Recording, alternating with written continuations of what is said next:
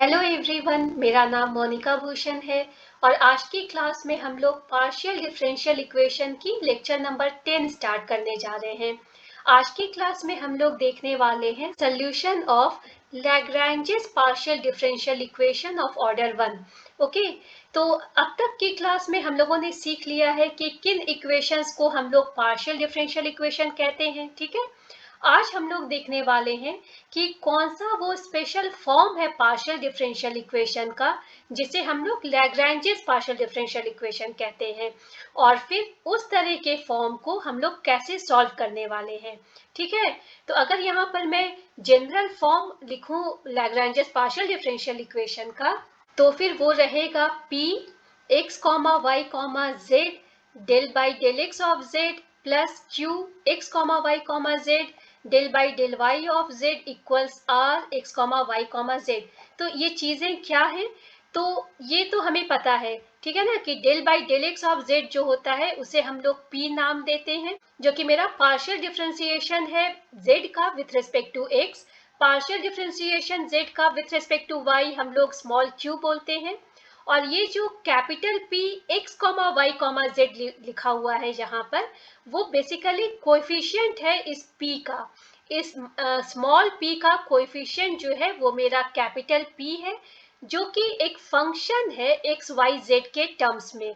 ठीक है, सिमिलरली यहाँ पर मेरा जो स्मॉल q है जो कि del by del y of z है, उसका जो कोएफिशिएंट है वो कोई फंक्शन है जिसे हमने नाम कैपिटल Q दे दिया है, और ये फंक्शन जो है with respect to x y z है। ठीक है, और उसी तरह से मेरे राइट हैंड साइड में कोई दूसरा फंक्शन r है जो कि with respect to x y z है। फाइन, तो इस इक्वेशन को ही हम लोग बोलते हैं Lagrange's partial differential equation. Fine, so इस इक्वेशन का एक्चुअली अगर हम लोग थोड़ा एनालिसिस करें तो ये इक्वेशन है basically quasi linear partial differential equation. ये quasi linear partial differential equation क्या होता है, तो सबसे पहले हम देखेंगे कि ये जो मेरा पीडीई है वो ऑर्डर 1 का है, मतलब कि यहाँ पर P और Q जो है वो फर्स्ट ऑर्डर पार्शियल डिफरेंशिएशन है। यहाँ पर आप आर एस टी को नहीं देखेंगे। इस तरह के इक्वेशंस में आर एस टी क्या होता है, मतलब del two z by del x square आपके इक्वेशन में नहीं रहेंगे, del two z by del y square नहीं रहेंगे, even del two z by del x del y आपके इक्वेशन में नहीं रहेंगे। तो इसका मतलब आप सोच सकते हैं कि हो सकता है ये मेरा गिवन फॉर्म लैग्रैंजेस फॉर्म में है, क्योंकि यहाँ पर मेरे ऑर्डर 2 या उससे ज्यादा नहीं है। ठीक है, P और Q है, पहली बात। दूसरी बात आप देखेंगे कि यहाँ पर जो डिग्री ऑफ P और Q की रहेगी वो हमेशा ही 1 रहेगी। ठीक है, यहाँ पर P की डिग्री 1 मतलब कि यहाँ पर आप P स्क्वायर या P क्यूब इस तरह की चीजों को नहीं देखेंगे। फाइन, और जो भी कोएफिशिएंट ऑफ P और कोएफिशिएंट ऑफ Q रहेगा वो कोई भी फॉर्म एक्स वाई जेड का रहेगा, इवन मेरे R में भी कोई भी फॉर्म एक्स वाई जेड का रहेगा, तो वो हमारा वैलिड लैग्रैंजेस इक्वेशन रहेगा। और इसे क्वाजी लीनियर पीडीई कहने का मतलब ये है कि यहाँ पर P Q R तीनों ही हमारे फंक्शंस x y और z तीनों के रेस्पेक्ट में है, मतलब z के भी रेस्पेक्ट में है। z तो मेरा डिपेंडेंट वेरिएबल है, x और y इंडिपेंडेंट वेरिएबल्स हैं, और z डिपेंडेंट वेरिएबल है। एक्स वाई जेड का कोई भी रिलेशन इस P और Q के कोएफिशिएंट में रह सकता है। इवन मेरे राइट हैंड साइड में भी z का कोई भी फॉर्म रह सकता है, वो z स्क्वायर जेड क्यूब कुछ भी रह सकता है, तो हमें उसमें कोई प्रॉब्लम नहीं है।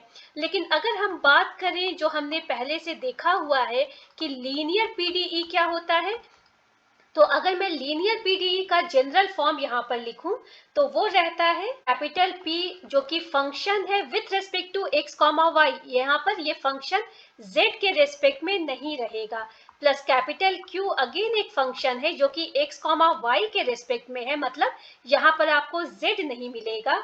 ठीक है ना, और इसके साथ में मैंने स्मॉल q लिख दिया है। कैपिटल R जो एक फंक्शन है राइट हैंड साइड का, वो भी x और y के रेस्पेक्ट में है और वो मल्टीप्लाई कर रहा है z से। प्लस यहाँ पर मैं एक और टर्म लिख देती हूँ जो कि x और y के रेस्पेक्ट में है।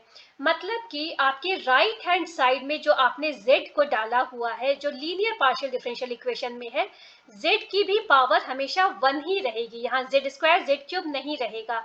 ये होता है हमारा लीनियर पीडीई। और अगर मैं कोई एक एग्जाम्पल इसका लिखूं तो आप यहाँ पर लिख सकते हैं, आप यहाँ लिख सकते हैं एक्स स्क्वायर पी, क्योंकि x और y का कोई भी पावर रहे हमें उसमें कोई प्रॉब्लम नहीं है, प्लस एक्स वाई क्यू आप लिख सकते हैं। और यहाँ पर आपको लिखना होगा, सपोज एक्स वाई लिख रहे हैं तो z लिख रहे हैं, यहाँ पर z स्क्वायर नहीं लिख सकते हैं, प्लस एक्स वाई सपोज हमने लिखा।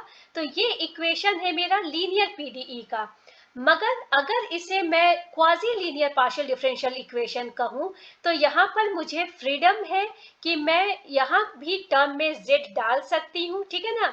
अगर मैंने यहाँ पर z डाल दिया और यहाँ पर z न डाला, कहने का मतलब कि जो यहाँ पर मैंने x, y, z कहा है, इसका ये मतलब नहीं है कि आपके हर फंक्शन में x, y, z के टर्म्स रहेंगे ही रहेंगे। एक्स वाई जेड भी रह सकता है, वो वैलिड है। मतलब अगर आपका सिर्फ y है तो भी चलेगा, एक्स वाई है तो भी चलेगा, एक्स वाई जेड है तो भी चलेगा, लेकिन हमारे लीनियर पीडीई में z नहीं रहेगा किसी भी समय, z हमारा कोएफिशिएंट p का नहीं रहेगा। अगर यहाँ पर z रहा तो कोई प्रॉब्लम नहीं है, जो कि मेरा अब ये लीनियर नहीं कहलाएगा, अब ये मेरा क्वाजी लीनियर कहलाएगा, ठीक है।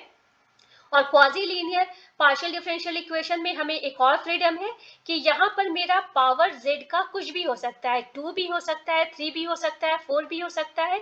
यही डिफरेंस है इन दोनों टर्म्स में। यहाँ पर मेरा फंक्शन एक्स वाई जेड के किसी भी फॉर्म में है क्वाजी लीनियर के, मगर लीनियर में फंक्शन सिर्फ एक्स वाई के टर्म में है और z की पावर 1 ही हमेशा मल्टीप्लाइड रहेगी। तो इसे हम लोग डिफरेंस है ये हमारा क्वाजी लीनियर और लीनियर पीडीई का, और हमारा लैग्रैंजेस फॉर्म जो है वो क्वाजी लीनियर पीडीई के फॉर्म में है। फाइन। तो अब बात आती है कि जब हम समझ गए कि हमारा ये इस तरह का जो क्वेश्चन आएगा, suppose del z by del x whole square, okay, plus y cube, और फिर यहाँ पर आपका del z by del y equals z square है। तो ये आपका लैग्रैंजेस फॉर्म में नहीं है, क्योंकि ये आपका, पहली बात है, ये आपका लीनियर ही नहीं है, क्योंकि यहाँ पर आप देख रहे हैं कि इसकी डिग्री 2 है। तो इस वजह से हम लोग इस तरह के इक्वेशन को नहीं कंसीडर करेंगे आज की क्लास में। तो अब हम लोग समझने वाले हैं कि अगर हमने पहचान लिया कि ये मेरा Lagrange's form of partial differential equation है, तो उसका सोल्यूशन हमें कैसे निकालना होगा, ठीक है। तो जैसे हमने समझा P plus Q equals R हमारा लैग्रैंजेस पार्शियल डिफरेंशियल इक्वेशन है। तो हमारे लैग्रैंजेस पार्शियल डिफरेंशियल इक्वेशन का जो सोल्यूशन होता है, वो सोल्यूशन हम लोग लिखते हैं phi u comma v equals 0। Fine. तो ये फाई u v ये चीजें क्या है, तो फाई जो है वो मेरा एक आर्बिट्रेरी फंक्शन है। तो जो u और v है वो सम रिलेशन है with respect to x y z के, और उसे हम लोग डिनोट करेंगे u x y z equals c1 और v x y z equals c2 से।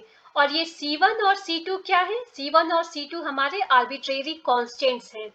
तो सबसे पहले बात आती है कि u और v हमें कहाँ से मिलने वाला है, और c1 और c2 आर्बिट्रेरी कांस्टेंट्स को हम लोग यहाँ क्यों यूज कर रहे हैं, ये हमारा कांस्टेंट के फॉर्म में कैसे आ गया, ठीक है। तो इन चीजों को समझने के लिए हमें जानना होगा लैग्रैंजेस ऑक्सिलरी इक्वेशन को। जिस तरह से हमने कहा कि ये फॉर्म जो है p small p plus q small q equals r, जिसे हम लोग Lagrange's form of partial differential equation कहते हैं, उसी तरह से हमारे पास लैग्रैंजेस ऑक्सिलियरी इक्वेशन और लैग्रैंजेस सब्सिडियरी इक्वेशन भी हमें गिवन है, और उसे हम लोग कहते हैं dx by p equals dy by q equals dz by r से। मतलब जब हमें सोल्यूशन निकालना होगा Lagrange's form of partial differential equation का, तो हमें वर्क करना रहेगा लैग्रैंजेस ऑक्सिलियरी इक्वेशन पर, और वो लैग्रैंजेस ऑक्सिलियरी इक्वेशन जो होता है वो सिस्टम ऑफ थ्री फ्रैक्शंस होते हैं, ठीक है। मतलब कि हमें जो ये इक्वेशंस गिवन है इनमें से ही हमें सोल्यूशन निकालना है लैग्रैंजियस पीडीई का, और वो जो सोल्यूशन है वही हमारा u और v है। इस गिवन फ्रैक्शन से हमें दो इंडिपेंडेंट सोल्यूशन मिलेगा, और वो इंडिपेंडेंट सोल्यूशन जो रहेगा वो होगा u और v से।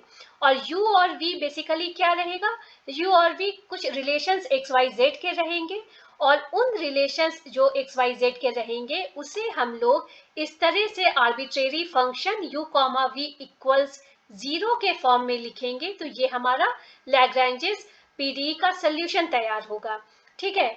तो u और v हमें कहाँ से मिल गए वो तो हमें पता चला, लेकिन इसे हम लोग c1 और c2 आर्बिट्रेरी कांस्टेंट से क्यों डिनोट कर रहे हैं? तो बेसिकली c1 और c2 जो हैं वो कैरेक्टरिस्टिक कर्व्स हैं इस सिस्टम ऑफ इक्वेशंस के, और यहाँ पर जो सोल्यूशन हमें जो मिल रहा है, मतलब जो हमारा u और v है, वो बेसिकली जो है वो इंटीग्रल सरफेस है लैग्रैंजियस पीडीई का, और उस इंटीग्रल सरफेस को एक्चुअली निकालने के लिए हमें कुछ इंटीग्रेशन की भी जरूरत पड़ेगी, और जो हम इंटीग्रेशन करेंगे सोल्यूशन में, उसी इंटीग्रेशन के करने पर हमें आर्बिट्रेरी कांस्टेंट c1 और c2 मिलने वाले हैं। जो आर्बिट्रेरी कांस्टेंट c1 c2 को हम लोग u और v से रिप्लेस करेंगे, और वो हमारा आंसर तैयार होगा। इसे हम लोग अच्छे से क्वेश्चन देख करके समझेंगे।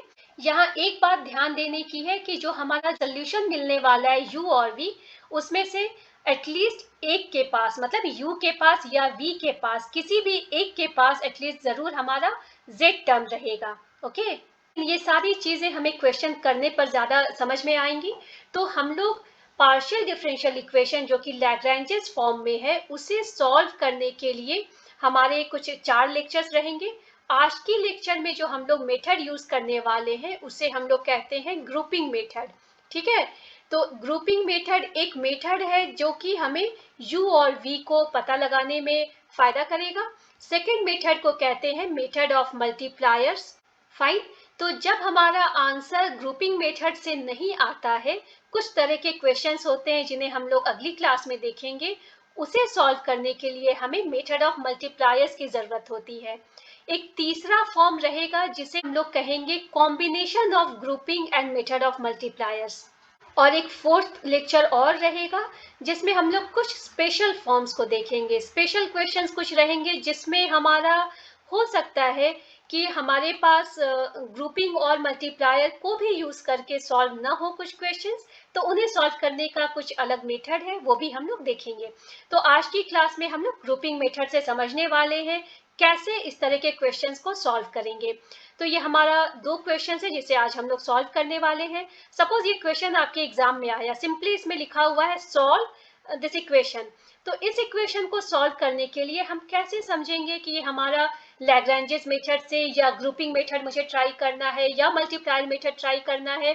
तो सबसे पहले मेरा स्टेप नंबर 1 क्या रहेगा? स्टेप नंबर 1 है आप ये पता लगाएं क्या ये मेरा capital P small p plus capital Q small q के फॉर्म में है।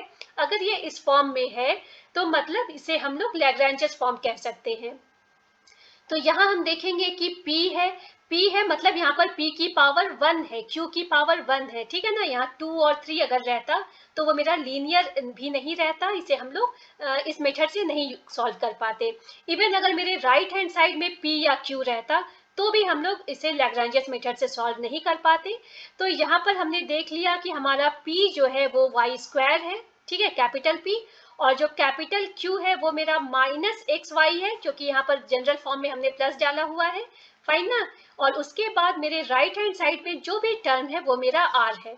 तो ये फॉर्म तो हमें पता चल गया कि ये मेरा लैग्रैंजियस फॉर्म है। अब हम लोग क्या करने वाले हैं, सेकेंड स्टेप रहेगा उसमें हम लोग इसका सोल्यूशन निकालना स्टार्ट करेंगे। यहाँ पर हम लोग ग्रुपिंग मेथड से सॉल्व करने वाले हैं। तो जहाँ हमारा क्वेश्चन गिवन है तो यहाँ तक तो हम लोगों ने काम कर लिया है, ठीक है ना। ये हमारा स्टेप नंबर 1 था जिसे हम लोगों ने काम कर लिया। अब मेरा स्टेप नंबर 2 क्या है? स्टेप नंबर 2 में हमें लैग्रैन्जेस ऑक्सिलरी इक्वेशन की मदद लेने की जरूरत होगी, क्योंकि हमारा फाइनल गोल जो है वो हमें आंसर निकालना है phi u comma v equals 0 के फॉर्म में। फाई कोई भी आर्बिट्रेरी फंक्शन है, आप नाम फाई जी एच कुछ भी दे सकते हैं। बेसिकली हमें u और v दो इंडिपेंडेंट सॉल्यूशंस हमें निकालना है। ये दो इंडिपेंडेंट सॉल्यूशंस हमें कहाँ से मिलेंगे? तो हमें लैग्रैन्जेस ऑक्सिलरी इक्वेशन को सॉल्व करने से मिलेंगे। और लैग्रैन्जेस ऑक्सिलरी इक्वेशन हमने देखा है वो dx by P equals dy by Q equals हमारा dz बाई आर रहता है। ठीक है, तो यहाँ पर हमने लिख दिया है, आप इधर ध्यान दें तो हमने यहाँ पर ऑक्सिलरी इक्वेशंस को पी क्यू आर के फॉर्म में भी लिख दिया है।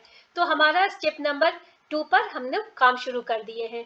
अब हम लोग जो कर रहे हैं वो है method of grouping. Grouping method क्या होती है कि आपके ऑक्सिलरी इक्वेशंस में 3 फ्रैक्शंस गिवन है।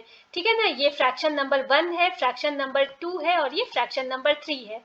तो हमें कोई भी दो फ्रैक्शन को एक साथ ग्रुप कर लेना है, जिससे कि हम लोग उस पर अगर काम करें तो हमारा फाइनली हमारा जो इंटीग्रेशन हमें आगे करना रहेगा वो इंटीग्रेशन करना आसान रहे।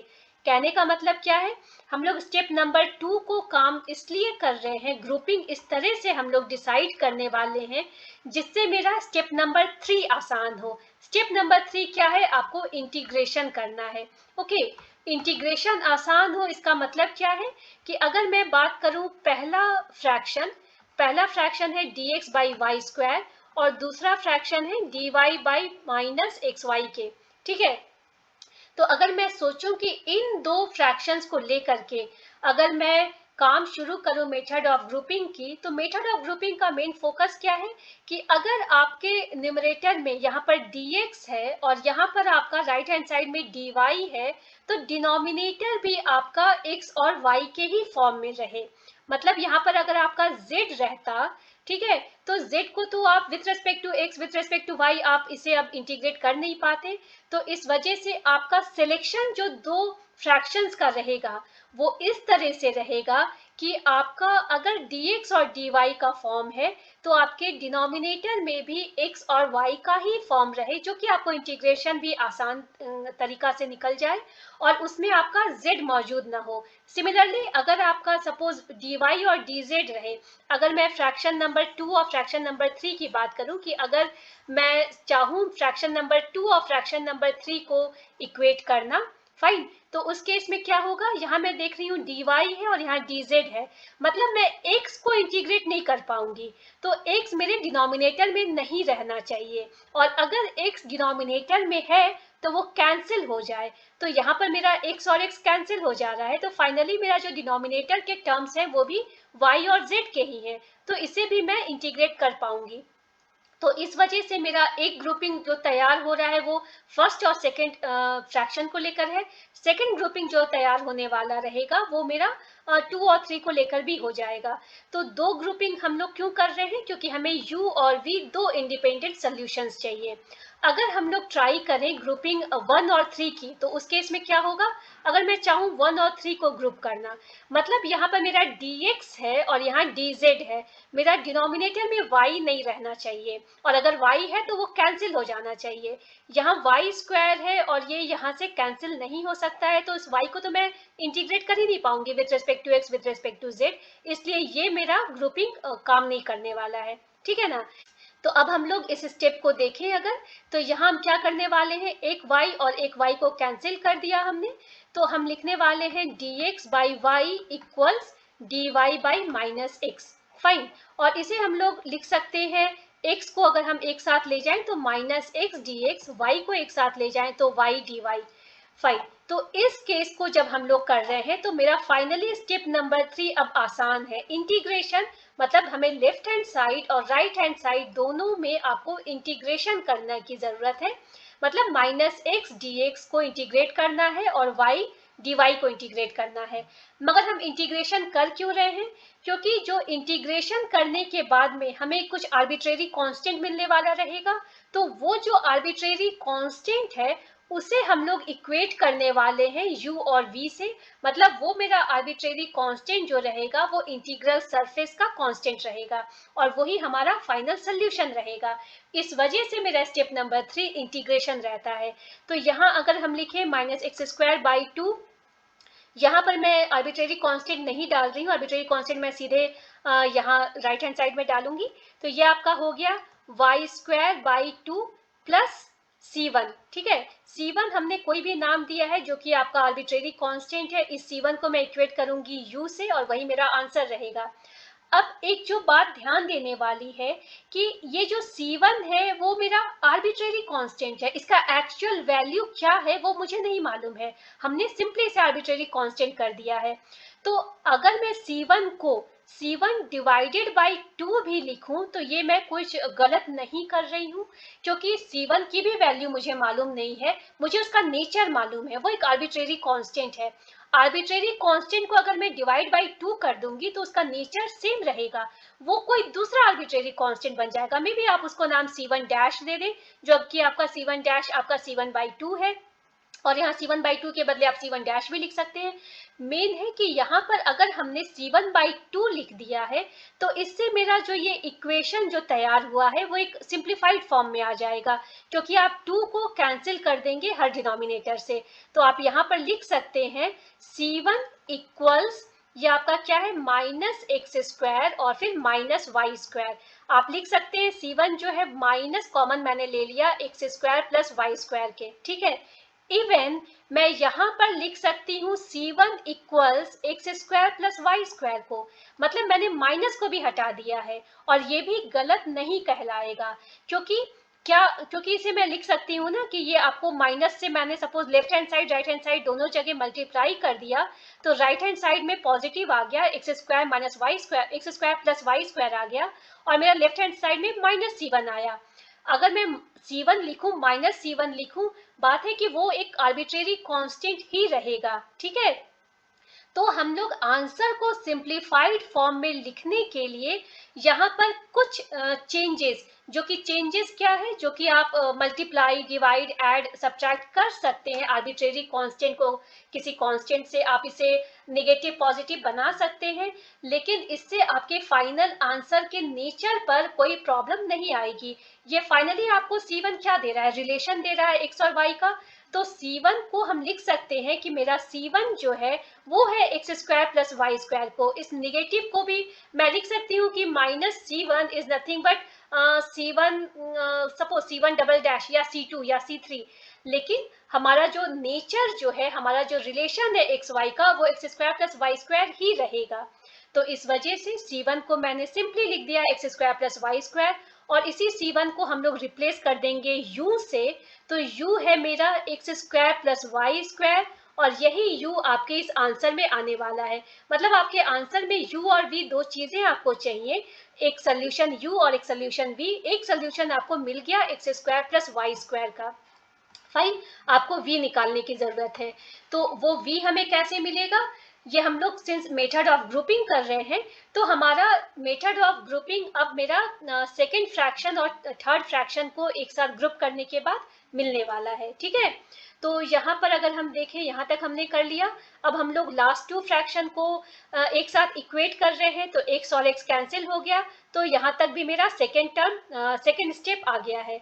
मतलब अगर मैं सेकेंड स्टेप को और थोड़ा सिंप्लीफाई करके लिखूँ, मैं क्या कर रही हूँ, z - 2y को मैं लेफ्ट हैंड साइड में लेकर जा रही हूँ, तो यहाँ मैं लिख सकती हूँ z - 2y। ठीक है, और जो dy है, माइनस को मैंने यहाँ पर लिख दिया, फाइन, और इसे मैं लिख सकती हूँ y को मैंने राइट हैंड साइड में ले लिया, तो y dz।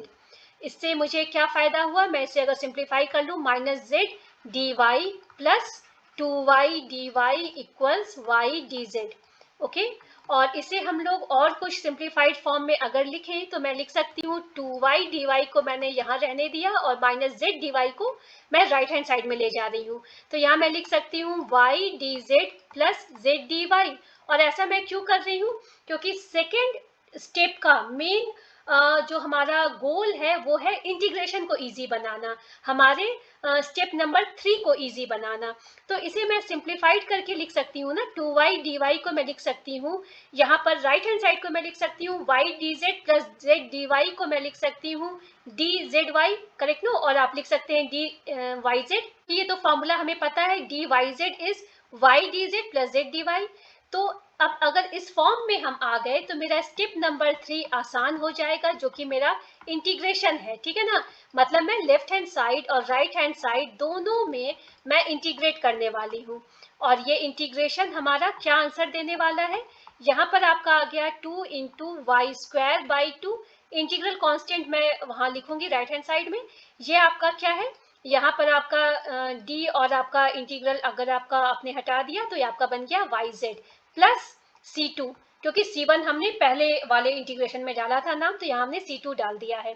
अब इसे मैं क्या लिख सकती हूँ, y square equals y z plus c2, या तो मैं लिखूँ c2 हमारा आ गया है y square minus y z के।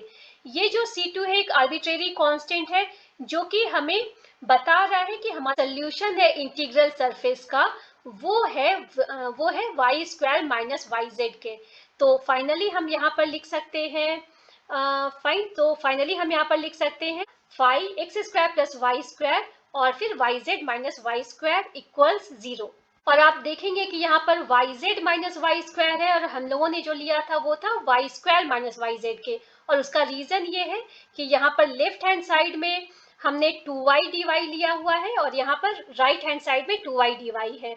तो इस वजह से जो c2 है वो आप इसे माइनस ऑफ, जो हमारा आंसर आया है वो है minus of y square minus y z, but still हम लोग इसका नाम c2 ही देंगे, या इसे हम लोग v ही कहेंगे, क्योंकि हमें इस नेगेटिव पॉजिटिव से ज़्यादा लेना देना नहीं है, हमें इसके रिलेशन से मतलब है। इसे तो हम लोग लिख सकते हैं प्लस, अगर मैंने कर दिया तो माइनस c2 कर देंगे, और माइनस c2 को हम कोई भी दूसरा नाम c3 दे देंगे, क्योंकि वो तो खुद एक आर्बिट्रेरी कांस्टेंट है, नाम हम c2 c3 कुछ भी दे सकते हैं। फाइनली आपका जो रिलेशन आ रहा है सोल्यूशन में एक्स वाई जेड के रेस्पेक्ट में, वो आपका आ गया y z minus y square. और हमने ये बात डिस्कस करी थी कि या तो u या तो v, ठीक है, दोनों में से एटलीस्ट एक के पास z रहना चाहिए। तो यहाँ हम देख रहे हैं कि v के पास z है, ठीक है। अब हम लोग दूसरे क्वेश्चन को सॉल्व करें। तो अगर इस क्वेश्चन को अगर हमने एग्जाम में देखा है तो क्या ये मेरा लैग्रैंजेस इक्वेशन है नहीं है, उसके लिए हम लोग थोड़ा सा इस इक्वेशन को थोड़ा सा सिंप्लीफाई कर सकते हैं। मतलब जो मेरे डिनोमिनेटर में फर्स्ट टर्म के डिनोमिनेटर में x दिया हुआ है और कहीं डिनोमिनेटर में कुछ नहीं है, तो हम लोग क्या कर सकते हैं कि हर टर्म को x से अगर मल्टीप्लाई कर दें, ठीक है, तो उस वजह से क्या हो जाएगा, थोड़ा सिंप्लीफाइड हो जाएगा हमारा इक्वेशन। तो हम लोग यहाँ पर लिख सकते हैं, ये वही बात है, x x कैंसिल हो जाएगा, y square z p plus x square z q equals x y square के। और अब हम लोग स्टेप नंबर 1 पर आ जाएंगे। स्टेप नंबर 1 क्या है, हम लोग पता लगाएंगे कि क्या ये मेरा capital p p plus capital q q equals r के फॉर्म में है। अगर है तो मेरा p क्या है, q क्या है और r क्या है, ठीक है ना। तो हम देख रहे हैं कि हमारा जो p है हमें मिल गया वाई स्क्वायर जेड है, जो हमारा q है एक्स स्क्वायर जेड है, और जो हमारा r है वो है एक्स वाई स्क्वायर है, ठीक है। तो हमें एक्स वाई जेड मिल गया। अब हम लोग स्टेप नंबर 2 पर आएंगे। स्टेप नंबर 2 क्या है, स्टेप नंबर 1 हमें बताया कि हाँ ये लैग्रैंजेस पीडीई है। स्टेप नंबर 2 है, अब अगर ये लैग्रैंजेस पीडीई है तो इसका सोल्यूशन निकालने के लिए हम लोग लैग्रैंजेस ऑक्सिलरी इक्वेशन की मदद लेंगे। और वो लैग्रैंजेस ऑक्सिलरी इक्वेशन क्या होता है, dx by capital P equals dy by capital Q equals dz by capital R होता है। तो हम लोग p q r की वैल्यू को यहाँ पर डाल देंगे। p q r को जो भी हमें मिला है रिलेशन, एक्चुअली वो रिलेशन x y z के रेस्पेक्ट में हमने यहाँ पर लिख दिया। और यहाँ पर हम लोग मेथड ऑफ ग्रुपिंग यूज कर रहे हैं। अगर मेथड ऑफ ग्रुपिंग काम नहीं करेगा तब हम लोग मेथड ऑफ मल्टीप्लायर पर जाएंगे, जो हम लोग अगली क्लास में देखने वाले हैं, ठीक है। तो मेथड ऑफ ग्रुपिंग हम लोग एक्चुअली जो गोल है मेथड ऑफ ग्रुपिंग का, वो बेसिकली क्या है, स्टेप नंबर 3 को इजी बनाना, मतलब इंटीग्रेशन को इजी बनाना हमारा मेन गोल है। हमारे मेथड ऑफ ग्रुपिंग का। तो यहाँ पर मेथड ऑफ ग्रुपिंग क्या कहता है, आपके पास 3 फ्रैक्शंस गिवन है, ठीक है ना, ये 3 फ्रैक्शंस हैं, कोई भी 2 फ्रैक्शन को आप एक साथ लें और उन दोनों को इस तरह से लें कि अगर आपका x और y के रेस्पेक्ट में dx dy अगर है तो आपका z टर्म न रहना चाहिए आपके डिनोमिनेटर में, या अगर है तो वो कैंसिल हो जाए, मतलब सिर्फ डिनोमिनेटर ही नहीं कहें, अगर हमारे फ्रैक्शन में वो z टर्म नहीं रहना चाहिए, अगर z टर्म रहेगा तब तो हम उसे इंटीग्रेट ही नहीं कर पाएंगे। फाइन, तो यहाँ हम देख रहे हैं कि इन दोनों की ग्रुपिंग काम करने वाली है, क्योंकि z और z को अगर हम कैंसिल कर दें तो हमारा dx by y square equals dy by x square को हम लिख सकते हैं, एक्स स्क्वायर को अगर मैं लेफ्ट हैंड साइड में ले गई तो x square dx equals y square dy, और ये हमारा इजी बन गया हमारे इंटीग्रेशन के लिए। और सिमिलरली अगर हम दूसरा ग्रुपिंग सोचे, दूसरा ग्रुपिंग क्या हो सकता है, अगर मैं सेकेंड ग्रुपिंग की बात करूं, सेकेंड ग्रुपिंग को मैंने सोचा इन दोनों को ग्रुप करना, फ्रैक्शन 2 और 3 को ग्रुप करना। तो फ्रैक्शन 2 और 3 को ग्रुप करने का मतलब है कि हमारा जो टर्म्स रहेगा उसमें हमारा x नहीं रहेगा, dy और dz है, मतलब y और z तो इंटीग्रेट हो जाएगा मगर उसमें x नहीं रहना चाहिए, और अगर x है तो कैंसिल हो जाए। x को तो मैंने यहाँ से कैंसिल कर दिया मगर यहाँ से कैंसिल नहीं हो पा रहा है, इस वजह से ये ग्रुपिंग तो फेल कर जाएगी, तो हमें 2 और 3 को ग्रुप नहीं करना है। अब हम ट्राई करें क्या हमारा ग्रुपिंग 1 और 3 काम करने वाला है। तो 1 और 3 को अगर हम ग्रुप करेंगे तो हमारा क्या होना चाहिए, सिंस ये dx और dz है तो y नहीं रहना चाहिए, और अगर है तो वो कैंसिल हो जाना चाहिए, तो ये कैंसिल भी हो जा रहा है। तो जो सेकेंड ग्रुपिंग है उसको अगर मैं लिखूं तो x को अगर मैं लेफ्ट हैंड साइड में ले जाऊं तो ये बन गया x dx, right hand side में अगर मैं z को ले जाऊं तो ये हो गया आपका z dz। तो ये दोनों फॉर्म जो है हमारे इंटीग्रेशन के लिए आसान है, तो अब हम लोग इन दोनों फॉर्म को अब इंटीग्रेट करने वाले हैं। तो अगर मैं इधर इंटीग्रेशन की बात करूं जो कि मेरा स्टेप नंबर 3 है, तो स्टेप नंबर 3 में मुझे क्या करना है, दोनों साइड इंटीग्रेट करना है, लेफ्ट हैंड साइड और राइट हैंड साइड में, ठीक है ना। तो मतलब यहाँ पर मैं क्या लिखने वाली हूँ, यहाँ पर मैं लिखने वाली हूँ एक्स क्यूब बाई 3, फाइन, ये आपका एक्स क्यूब बाई 3 है, और यहाँ पर आपका आ गया Y cube by 3 plus C1। C1 मैं क्यों लिख रही हूँ, क्योंकि यही C1 जो है वो मुझे आर्बिट्रेरी कांस्टेंट है जिसको मैं इक्वेट करूंगी U से, और वो U मेरा यहाँ पर एक आंसर का एक फॉर्म, और ये u मेरा फाई u कॉमा v का एक पार्ट मुझे मिल जाएगा, ठीक है ना, इक्वल्स 0। तो ये u मुझे C1 से रिलेट करना रहेगा। तो अब बात आती है कि या तो मैं इसे C1 लिखूं या तो मैं इसे C1 बाई 3 लिखूं तो भी कोई प्रॉब्लम नहीं है, क्योंकि C1 एक आर्बिट्रेरी कांस्टेंट है, C1 बाई 3 भी उसका सेम नेचर को ही कैरी ऑन करेगा, वो भी एक आर्बिट्रेरी कांस्टेंट ही कहलाएगा। लेकिन बाई 3 करने से हमें फायदा क्या हो जाएगा कि मेरा इक्वेशन सिंप्लीफाई हो जाएगा, मैं यहाँ लिख सकूंगी x cube equals y cube plus C1 के, या फिर मैं लिख सकती हूँ C1 equals x cube minus y cube के, और यही C1 को मैं लिखूंगी u जो है मेरा x cube minus y cube बन गया। तो यहाँ पर एक टर्म तो आपको मिल गया जो कि आपका है x cube minus y cube. अब बात आती है मुझे v कैसे मिलेगा, v लेने के लिए मुझे इस इक्वेशन को इंटीग्रेट करना है लेफ्ट हैंड साइड और राइट हैंड साइड में भी, ठीक है। तो अगर हम यहाँ पर देखें तो फाइन, ये तो हमारा आंसर आ गया यहाँ पर अगर हम इंटीग्रेट करें तो आपका आया x square by 2 Z square by 2 plus C2 को मैंने C2 बाई 2 कर दिया है और मुझे C2 भी मिल गया, और यही C2 को हमने v से रिप्लेस किया है। तो v जो है वो x square minus z square आ गया, और जो x और y जो दो इंडिपेंडेंट वेरिएबल्स हैं उसके रेस्पेक्ट में मेरा u और v जो है वो इंटीग्रल सरफेस है, ठीक है। और उसका जो आंसर है लैग्रैंजेस पीडीई का वो यही u और v है, मतलब phi u comma v equals 0 हमारा आंसर आ गया। फाइन, तो इस तरह से मेथड ऑफ ग्रुपिंग यूज करके हम लोग लैग्रैंजेस पीडीई को सॉल्व करते हैं। अगली क्लास में हम लोग देखने वाले हैं मेथड ऑफ मल्टीप्लायर। तो अगर आपको ये क्लास यूजफुल लगी हो तो प्लीज लाइक और सब्सक्राइब करें मेरे चैनल को। Thank you.